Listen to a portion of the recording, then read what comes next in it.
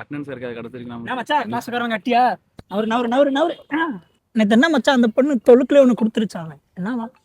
ஆமா நேத்து என்ன அந்த புறன்ட்டா வர வேண்டிய அப்படி சொல்ல மாதிரி நிக்கிற. அதான் மச்சான் எனக்கு தெரியல, ஒருவேளை மறுபடியும் ம், ம், ம். கலக்கு மச்சி. டேய் தயவு செஞ்சு சும்மா இருக்கடா. டேய் நான் கூட அந்த கதைலாம் கேட்கல. உனக்கு அந்த பிள்ளை ஓகேவா இல்லையா?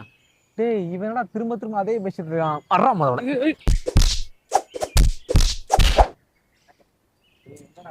ஜெனோ போஸ் கொடு.